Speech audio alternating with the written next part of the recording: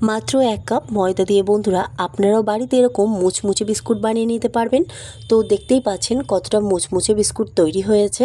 তো চলুন বন্ধুরা আমি আপনাদের সঙ্গে শেয়ার করি যে কিভাবে আমি রেসিপিটা বানিয়েছি।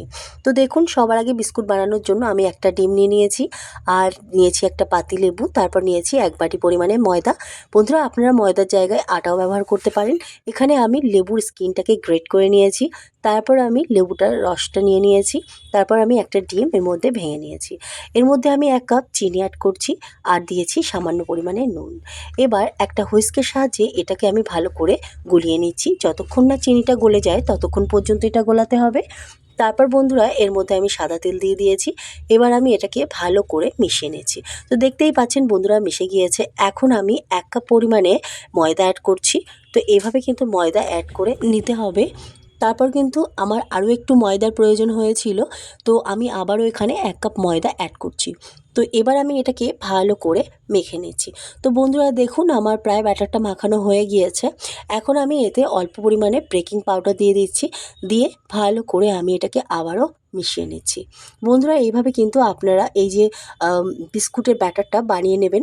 তারপর এখান থেকে অল্প অল্প করে নিয়ে ঠিক লেচির মতো করে আমি গোল গোল করে কেটে নিচ্ছি। এখন আমি আপনাদেরকে দেখাবো যে এটা কিভাবে আমি বিস্কুট শেপে বানিয়েছি। তো আমি এরকম একটা চাকু নিয়ে নিয়েছি, নিয়ে আমার মন মতো একটা ডিজাইন বানিয়ে নিয়েছি। আপনারা কিন্তু আপনাদের মন মতো ডিজাইন বানিয়ে নিতে পারেন। তো দেখুন বন্ধুরা এভাবে আমি বানিয়ে নিয়েছিলাম। তারপর আমি এইভাবে ডিজাইনগুলো সমস্তটা বানিয়ে নিয়ে কিন্তু আমি কড়াইতে কিন্তু আমি গরম তেল কিন্তু আগেই গ্যাসের উপরে বসিয়ে দিয়েছি। দিয়ে আমি কিন্তু এইভাবে সমস্ত বিস্কুটের ডিজাইনগুলো বানিয়ে নিয়েছি।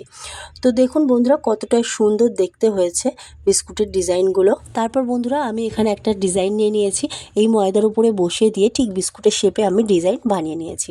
তো দেখুন বন্ধুরা কতটা সুন্দর স্টার শেপের ডিজাইন তৈরি হয়ে গিয়েছে। এখন আমি কড়াইতে যে তেল দিয়েছিলাম তেলটা গরম হয়ে গেছে, তার মধ্যে আমি এই একটা একটা করে বিস্কুটগুলো ছেড়ে দিচ্ছি। গ্যাসের আঁচটা একদম মিডিয়ামে রাখবেন, খুব জোরে দেওয়ার দরকার নেই, তাহলে কিন্তু বিস্কুটগুলো মানে উপর থেকে লাল হয়ে যাবে আর ভিতর থেকে পুড়ে যাবে।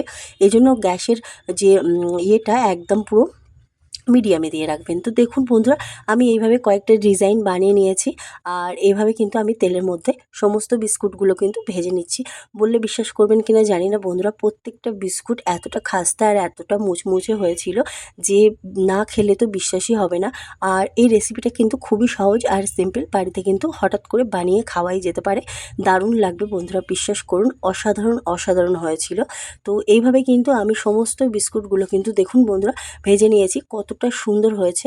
আর তুলে নেওয়ার সঙ্গে সঙ্গে কিন্তু বন্ধুরা বিস্কুটটা কিন্তু খুব মানে তাড়াতাড়ি মুচমুচে হবে না, একটুখানি রেখে দিলে কিন্তু খুব সুন্দর মুচমুচে হয়ে যাবে। তো আপনারা যদি চান টিস্যু পেপারে তুলে রাখতে পারেন, তাহলে কিন্তু তেলটা তাড়াতাড়ি টেনে নেবে আর খেতেও কিন্তু দারুণ লাগবে। তো দেখুন বন্ধুরা যাই হোক আমার কথায় কথায় সমস্ত বিস্কুটগুলো ভাজা হয়ে গিয়েছে। আর দেখুন এই যে কতটা অসাধারণ দেখতে হয়েছে।